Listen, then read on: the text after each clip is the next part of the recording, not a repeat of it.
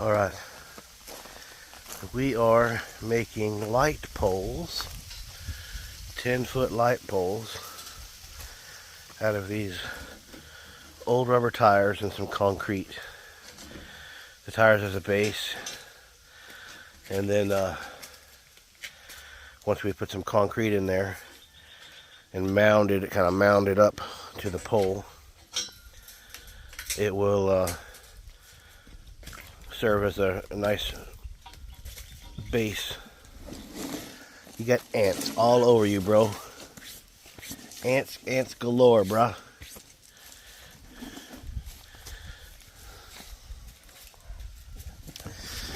Then, of course, in order to keep it all plumb, they ran this piece of bamboo. Let's get to this other side where the sun is not glaring, so you can kind of see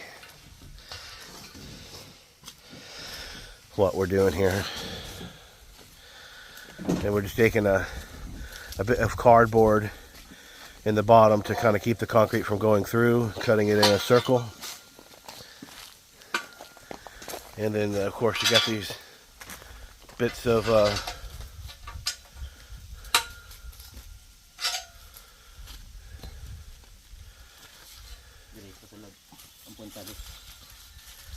rebar bent out to kind of grab that concrete, so the pole has more than just itself to grab onto.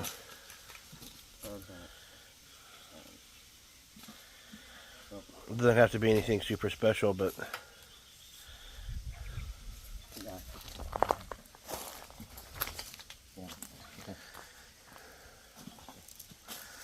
and once they get it in there, they'll bend it all back the way it needs to be bent.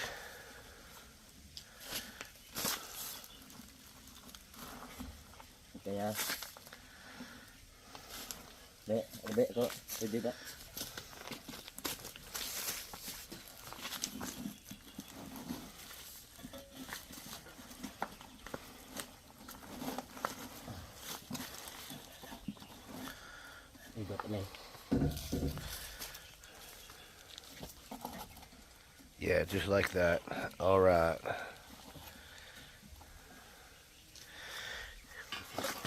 And I'll come back when we're doing concrete on it.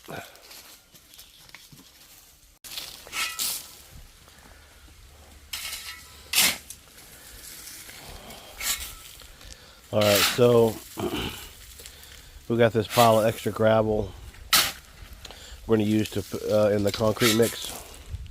We'll just mix it here on the ground. It's got a bit of dirt and sand and rocks and stuff in it, but we're not doing anything structural, just enough to fill those tires with a low PSI concrete to make it heavy on the base, so that it will hold a light at the top, like a solar light. And then when we're ready to move the light, we just tip it and just roll it. These old tires off of one of the little Rusco trucks, little street tires, and they just were sitting in the backyard, and rather than using a pail or a bucket and wasting a bucket, this is a low cost option. So after I'm buying the poles, you know, and a little bits of rebar, and paying to have the little rebar kind of welded in place on the sides of that pole, now we have like a 100-pound sack of concrete that we'll mix in this. And this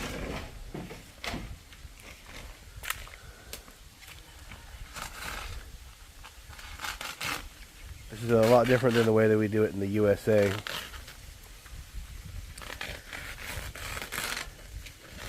But this will be almost a bit like, depending on how much mud he puts in this.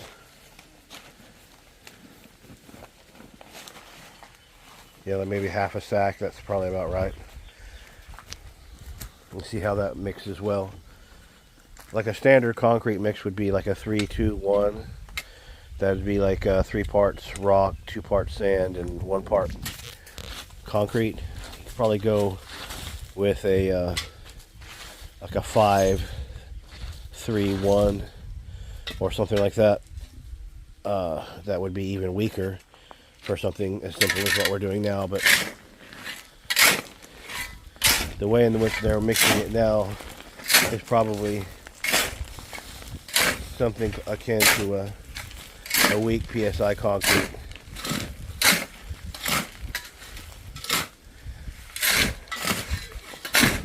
Of course, we in the U.S. would use a bucket or a wheelbarrow to contain everything. This is just how they do it here.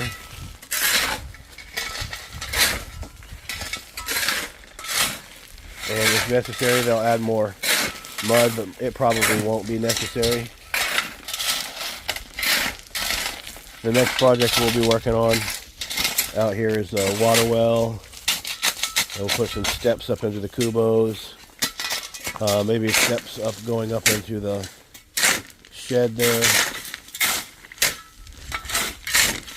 But once this is thoroughly mixed, they'll start adding some water to it. And then mix it that way, and it'll just be this big slurry on the ground that they'll shovel into that mix there. And like I said, it doesn't have to be very strong, but this gravel here is kind of full of various sizes. It's a bit dirty, kind of sandy, gravelly, river rock style.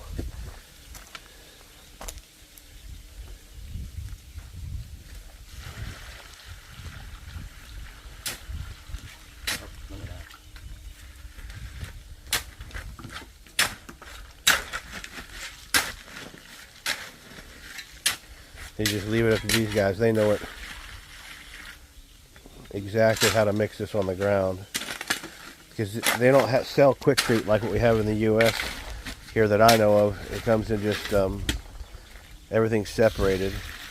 For us, we can just buy an 80-pound sack of concrete, and it's already pre-mixed, and you just add water to your liking. Here, you have to mix everything separately.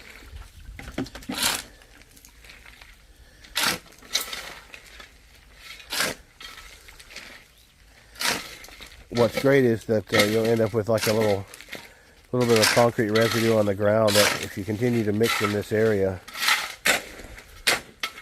will eventually build up a small pad, which is nice.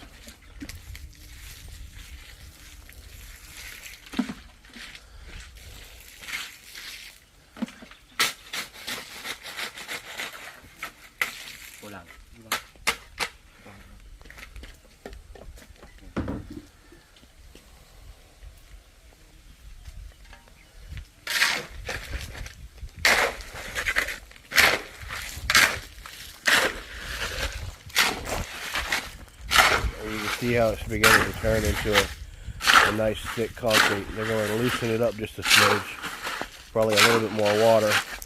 The idea is we got to get it down inside those tires so we can fill the void of that tire as best we can.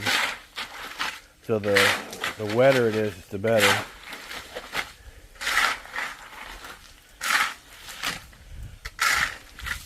And then it'll take about a day and a half, 2 days to set up nice and hard. And with this cardboard in the bottom, that'll keep it from running off the bottom. You see all that down there.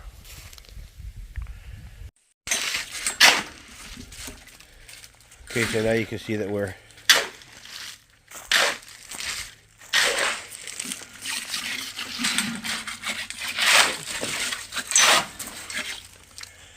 putting this inside there. Look at this.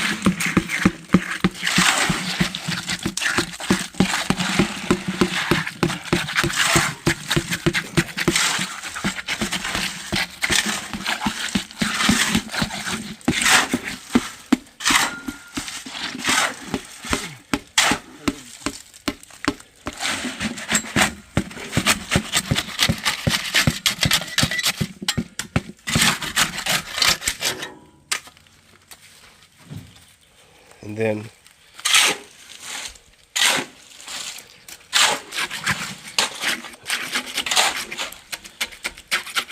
just fill up that rubber as tall as you can. with as much of that as we can.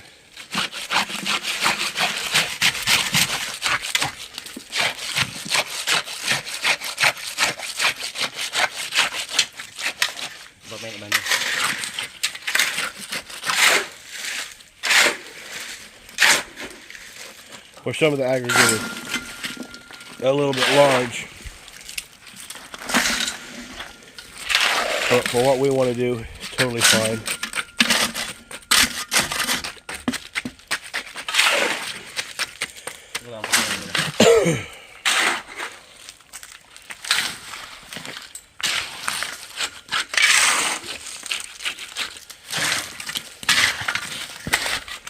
Like this, bro? Yeah, yeah. Just mound it up like that.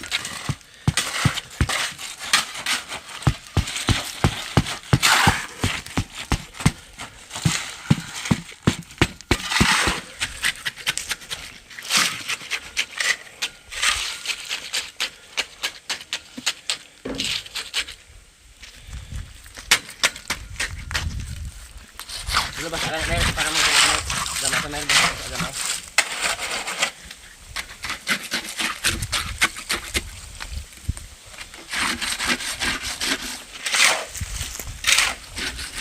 Of course, the wetter it is, the easier it's going to flow.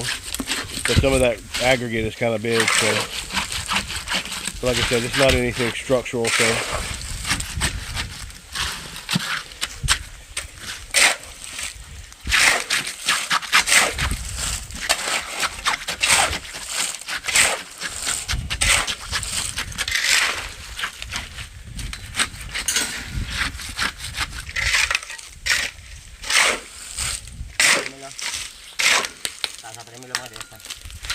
Kaya tagalin ka ng karon.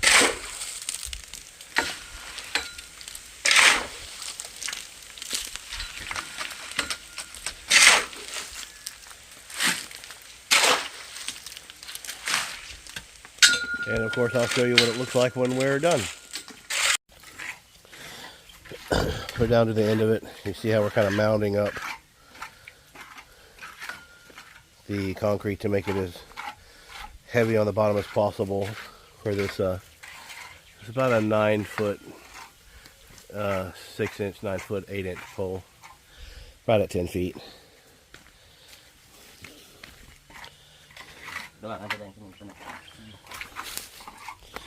So I got my hands dirty.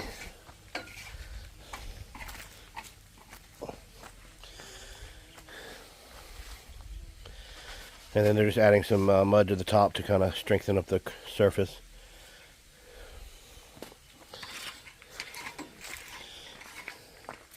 It's definitely a different way of working with mud than you see in the USA, but it's just the way they do it. It's how they know.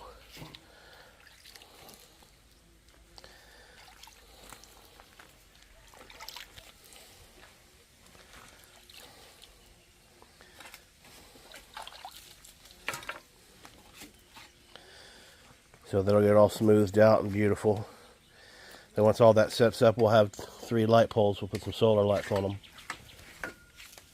Be able to set them up probably on the corners of the kubo, or maybe like one right in front of the door, and then one at the corner of the shed here, and a third one down by the bridge. But that way there's a little bit of light down there.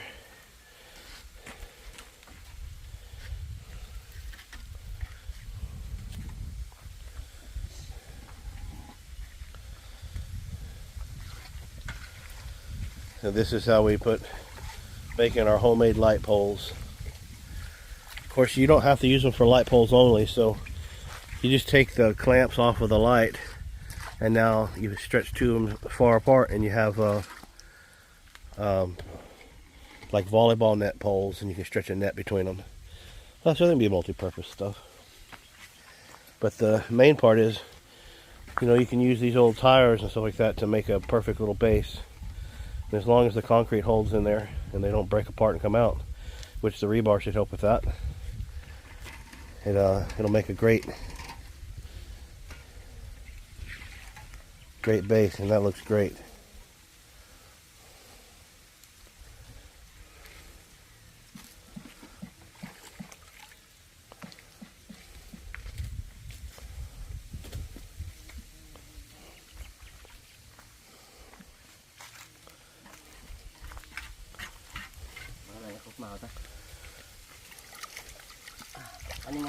Ano mo camera? Biskwit?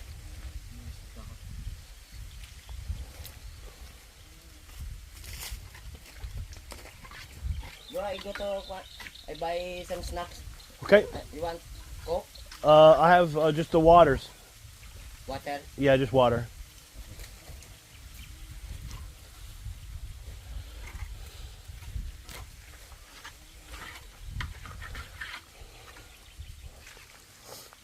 And of course we'll re-smooth out this one here.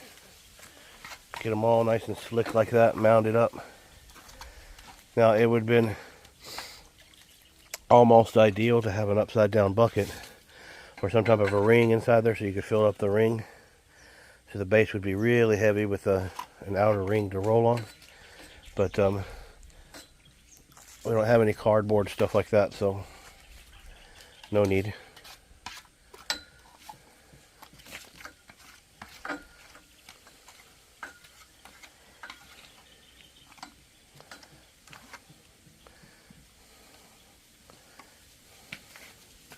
I'm sure there's plenty of concrete experts out there who are, you know, losing their brains over it, but this is just how you do it out here. So I used to work with concrete with, you know, pulling cylinders of concrete and checking slumps and doing compression testing and, you know, understanding the mix ratios and all that kind of stuff. And the first time I ever saw concrete being mixed in the Philippines, I couldn't believe that they would do things the way that they do them, but that's just how it is. So it works, and especially for this type of project, structural integrity is not really super important as long as the mud causes everything to stick together, you know, and